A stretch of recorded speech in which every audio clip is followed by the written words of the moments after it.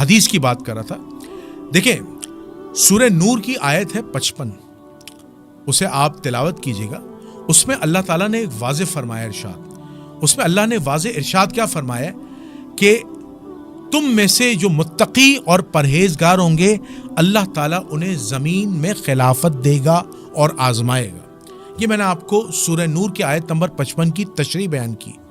یعنی اللہ تعالیٰ جو زمینی خلافت دے گا وہ متقی اور پرہیزگار کو دے گا.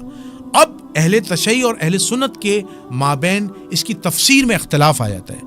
اس کی تفسیر میں اختلاف اس لیے آ جاتا ہے، اس کی بنیادی وجہ یہ ہے کہ جو آیت استخلاف ہے اس آیت استخلاف میں اہل سنت کہتے ہیں جو اس کی تشریح ہے وہ عمومی تشریح ہے.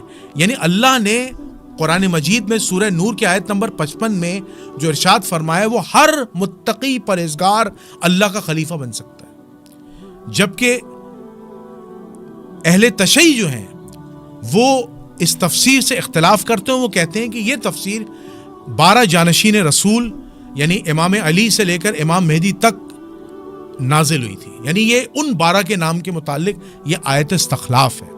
تو یہ آیت استخلاف میں کوئی عام آدمی، کوئی عام شخص خلیفۃ اللہ نہیں بن سکتا.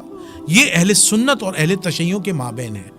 پھر اہل سنت والجماعت کی طرف سے اس کی مزید تشریح آتی ہے کہ اگر فرض کر لیا جائے کہ رسول اللہ کے 12 جانشین جو ہیں وہ امام علی، امام حسن، امام حسین، امام زین العابدین، امام باقر علیہ السلام،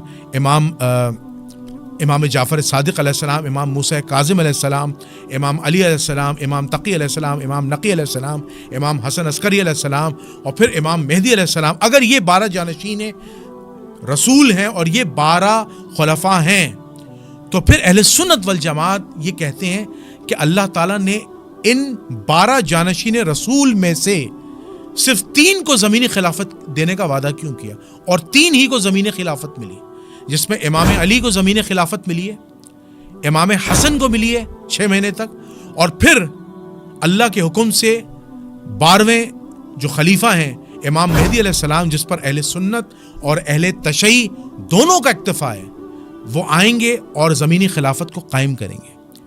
اور جو دیگر ائمہ اہل بیت علیہ السلام ہیں، چاہے امام زین العابدین ہیں، امام موسیٰ کاظم ہیں، امام جعفر صادق ہیں، امام علی رضا علیہ السلام ہیں، امام حسن عسکری، امام تقی، امام نقی، انہوں نے زمینی خلافت دنیا میں قائم نہیں کی.